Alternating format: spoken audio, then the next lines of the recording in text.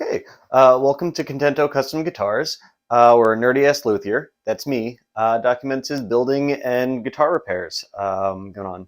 In today's video, I'd like to talk about the design that I've come up with for the Great Guitar Build-Off 2022, and sort of the inspiration and history that I've got associated with it, where it came from, how long it's been. It's been a ride. So without further ado, behold the beholder. Um, it's sort of a Strat SG hybrid, a Super SG, if you will. Yeah, without going into full details about it, this is sort of just like a concept sketch, not a blueprint.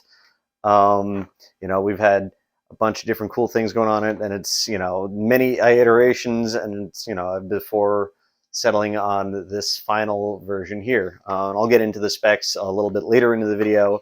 But to start with, I want to talk about what the initial thought was. Back in late 2009-ish, Gibson released a limited edition guitar called the Eye. I think only about like 350 of them were made or something whatnot. And if you sort of look at this, for me, I couldn't really tell what was going on with it. It had some real cool things going on. Look at that, an SG with a longer upper horn. Yeah, it's kind of cool. Some changed up bevels, some this, that, or the other thing. But then also like what's going on with some of these other design choices. That's ass ugly pick guard. What's what's with those red pickup covers? I don't know. I immediately saw this. When I saw it, it was just like, I love it and I hate it all at the same time, but what's the target like? Are you going for metalhead things? Are you going for like a blues player? I don't understand. Like, where's the fucking Floyd Rose? That should be on here for that. I don't understand.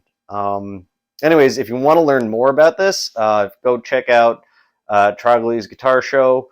He's got a great video on it. I actually only stumbled upon it within the last year or so, despite this guitar being out for like 10 years now plus.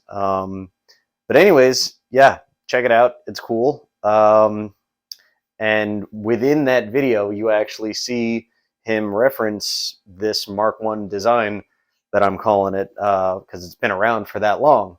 Back in early 2010, I was still in graphic design school, and I hadn't really been playing guitar for too long, but I did build that kit guitar that I made.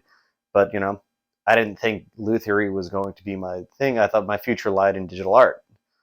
I was wrong. Live and learn.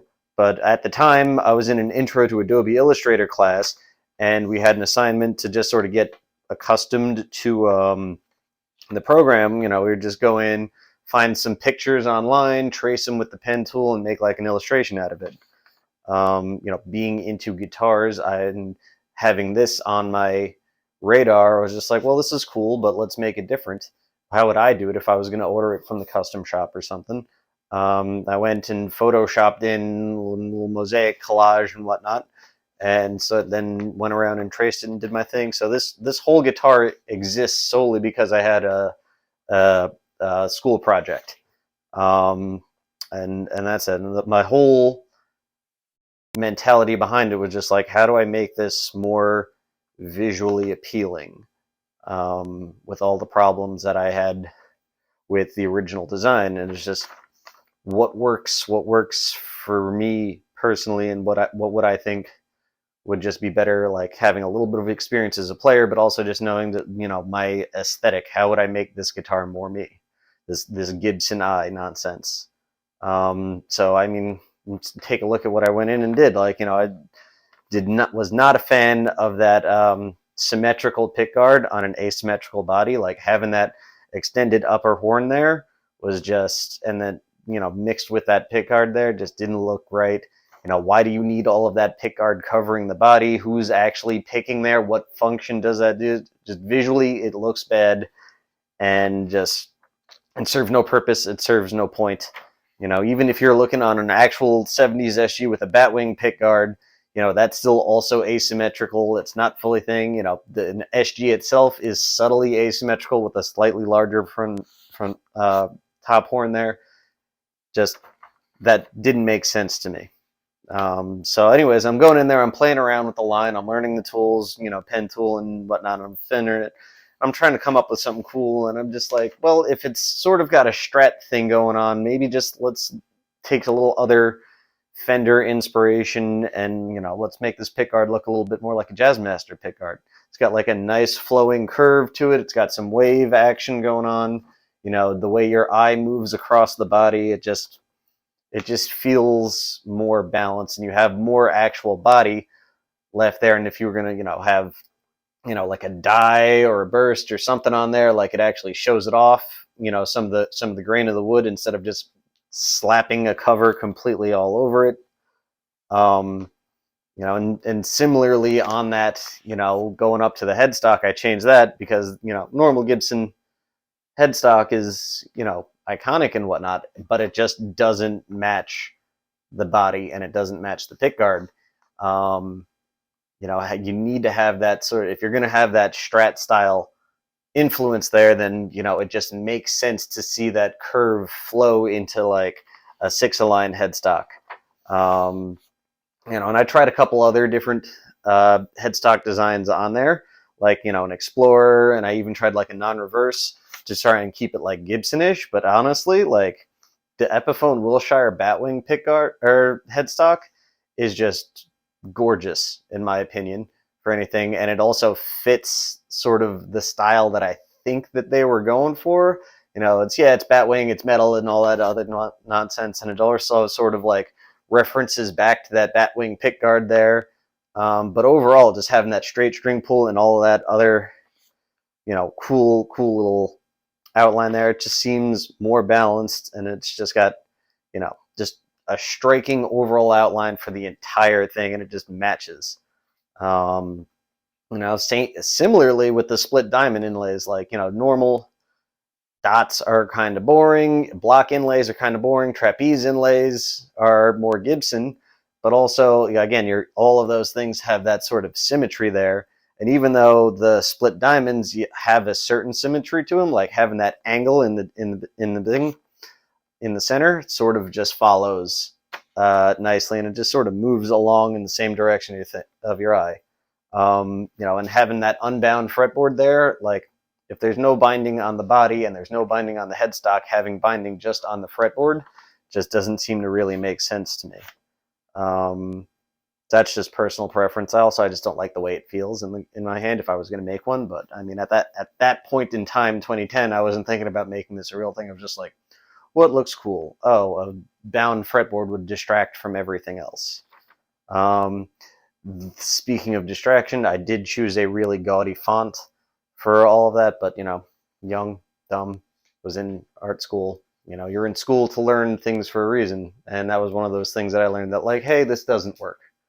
But yeah, that's where it came from. It was a complete redesign from my perspective, at least. And because I did that, I called it the Beholder, because beauty is in the eye of the beholder. And that's a wonderful pun, and I'm a terrible slut for puns, and it's also maybe even a reference to a D&D enemy called a Beholder, and it's a nice monster. And honestly, like, if I can get an extra reference in there, we're good. And that's cool. Anywho, this happened in 2010. I got a good grade on it, and I pretty much forgot about it since then. Said my life was going in other directions. I thought about contacting the Gibson custom shop and seeing how much it would take, but like realistically, it's like probably like a $15,000-$20,000 guitar for just a single one-off that they wouldn't put into production based off of a limited run. Nah, not fucking worth it. Not worth it. Not thinking about guitars, going into it, whatever. Go on with my life. Life happens a decade later. I go to luthier school, and I remember this thing that I thought of, and I'm like, well, wait, let's actually maybe make that happen now. And I came up with what I call the Mark II design, which is what we're looking at right now. It's got I had been playing other guitars over that year. I played in bands and all that. Other than that, I played a bunch of different guitars, and I figured out what feels good and what comes right. And I know, and not just focusing on the visuals of it now, I was able to think about some of the ergonomics that go into a guitar. So that's how I thought, like, hey, let's maybe extend this body bevel all the way around to the tailpiece there, and that'll be a little bit more comfortable to play, rather than probably having it more slab style before. Um, I put a Mastery Jazzmaster bridge on it because I had just built my Jazzmaster from Warmouth, and I had stuck a Mastery bridge on that, and that instantly became something that was integral to my playing style. I like having that long wide arm. I love the feel of it. I love being able to do some strumming and playing behind the bridge there and getting some weird, crazy, plinking space station alien noises. I like even being able to like do bends behind the bridge there and get like some pedal steel sounds out of it. You know, it really just became something that I really, really loved and really, really wanted. So I'm like, yeah, let's fucking stick that on there. You know, pickups instead of the normal humbuckers and stop bar there. Like, I'm just like, okay, let's try some P90s and maybe a Strat style in the middle, where I've been playing and what I've been looking for sonically. That's sort of where I think I like the most. You know, P90s are sort of that perfect mix of you know, bell-like Strat tone and still having like the beefiness of a humbucker without being like, you know, muddy like a humbucker. And that's even to this day, that's still sort of where most of my sonic sensibilities lie, and that's sort of what I mocked up for this. And I definitely chose a way less vulgar font for the headstock logo name. You live, you learn. You want it readable, you want it actually understandable. It doesn't necessarily need to be artsy fartsy, it doesn't need to be fancy, like just cool there, you know. And going into this, I had settled on, you know, all the rest of the specs in terms of like scale length and, you know, number of frets and this, that, or the other, neck shapes and all the other fun things. But it turns out when you actually, you know, I had this all planned out before I got to school so that when I got to school, I would be able to just have a, you know, leg running and, you know, hit the ground running and just start straight building. But the first week, you know, first couple days there, they're like, all right, guys, so talking about these electrics, we are building a maple necked bolt on Fender style guitar. No exceptions. Everybody has to do it. Has to have a maple neck, has to be bolt on, you know, whatever body shape you want, but, you know, is whatever, but you're building a Fender style neck. And that completely threw away all of my things. I understand why they did it, because we did, you know, our acoustics had the tilt back, and construction wise were made out of maple or mahogany and all the other things. And they wanted us to know how to actually what carving a maple neck feels like compared to mahogany and this, that, and the other thing. But totally threw off all of the specs that I had for the Mark II. And that's how I ended up with this, my student electric, which I call the Mark III. You know, you can see it's got the Fender style headstock there. You know, it's going all the way in there. Got different things. That still has the Mastery bridge, and I just really thought, let's just lean into the Fender aspects. So I bailed on the SG style bevels, and I put a Strat style round over on it. There's a little bit of an arm contour there. There's a little bit of a back contour there. So 3 pickups. You know, I did end up going not mini humbuckers, actual Firebird single coils. So that they're still single coils. They're a little bit brighter. There's definitely no helmet cancellation. I can tell you that for certain. You know, it's got an alder back instead of mahogany, maple back, still rosewood fretboard. All the other usual Fender stuff, Telecaster style plate. Yeah, so this is what ended up happening because of compromising my artistic vision. You know, while I was still at school, I ended up taking a pickup winding elective. And I ended up winding, you know, 2 P90s and a Strat style to go in the middle for what the bill wanted. But, you know, while we were there, we had a bunch of demos and and sort of lectures about the difference between different things. And when I heard the Firebird single coils compared to a mini humbucker and other stuff, I'm just like, ooh, I kind of, and the lipstick too is in the middle. I kind of like these a little bit better for this instrument. It just sounded right for what was there, and I also didn't have them in my arsenal. I had some other P90 equipped guitars already, so not having the Firebird stuff, I'm just like, yeah, let's roll with that. But that's all in the past. Now I'm, 2 years out of school, been working, I've got the whole shop here. I can finally go back and build the guitar that I intended to make. And so that's what I'm making now. And only real big difference is, there's two, is that I'm making it, instead of, making it out of like mahogany and rosewood, like a traditional SG, I'm doing black limba and ebony, because why not? Black limba is basically just a different part of the Carina tree, so that'll sound cooler. And ebony, just because I haven't worked with it. And the other thing is I'm putting a Bigsby on it instead of the Mastery Bridge and Jazz Master Trem, because I don't have a Bigsby, and I need to rectify that. And that's really all that. So, yeah, let's go through all of the specs now from the top. It's got the Epiphone Wilshire headstock. I'm going to try and go for sort of an S61 SG D shape. It's going to have 24 frets. I made it out of, I'm going to make a two-piece black limba neck, because I can't find a single one piece of wood big enough to be able to account for the 14-degree tilt back. So two-piece it is. And it's going to have the ebony fretboard and head cap. It's going to be 24 and 3/4 inch scale length, 1 and 11/16 inch nut. It's going to have a 14-inch radius to account for the bridge. It's going to have Schaller locking tuners and a graphite nut, which will hopefully work with the Schaller roller bridge in Bigsby as a system altogether. Will keep it a little bit more in tune and stable than a normal Bigsby slapped on a tune-o-matic with a bone nut and vintage style tuners will get you. What else? I'm still going to do the mother of pearl split diamond inlays. I got them off the Paul Luthier Supply. They're freaking great and awesome. I can't wait to use them because normally inlay work is my least favorite part of doing guitars, but I think it's still going to look cool.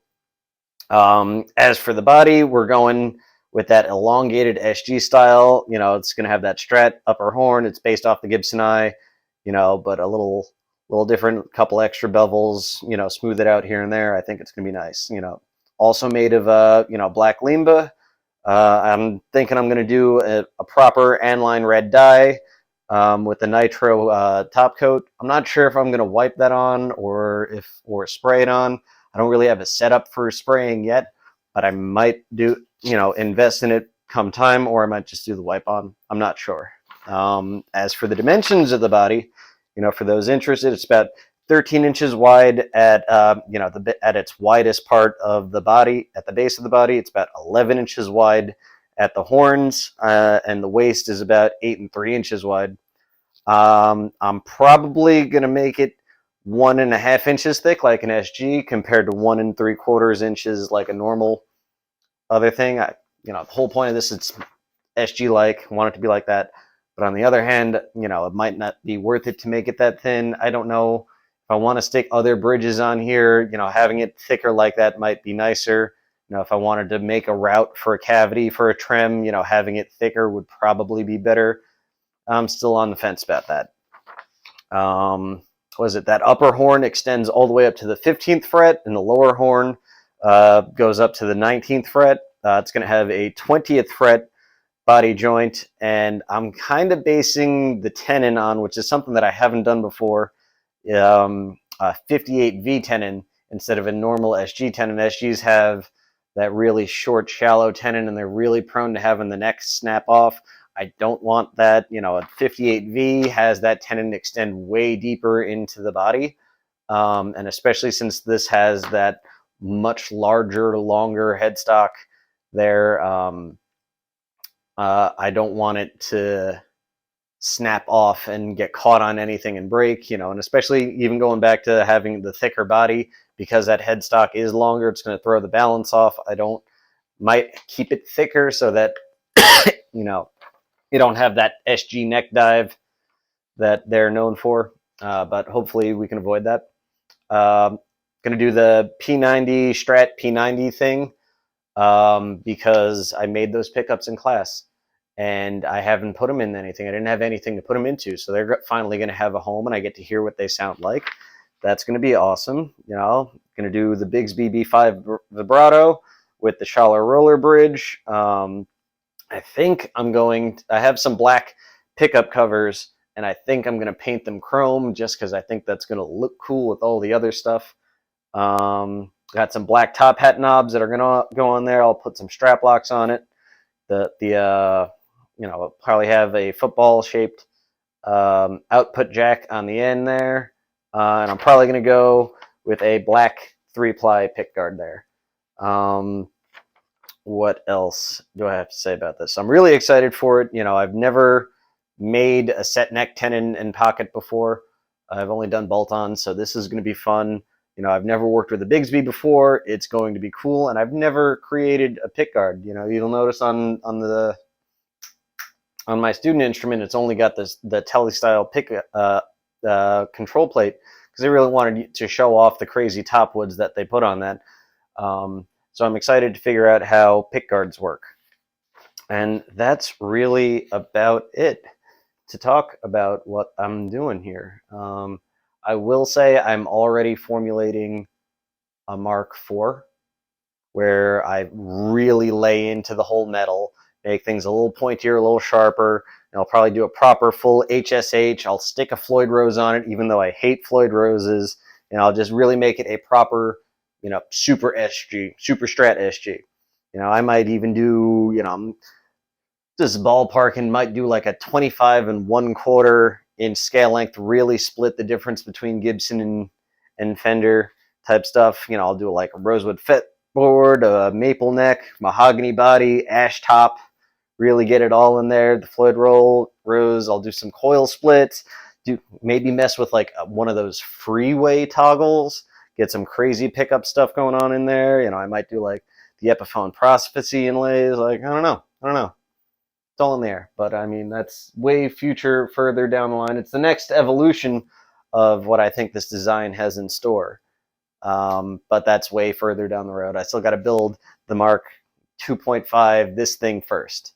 So yeah, hopefully we can get that done. Thank you for tuning in. Thank you for watching. I hope you enjoy what I have to offer. Have a great day.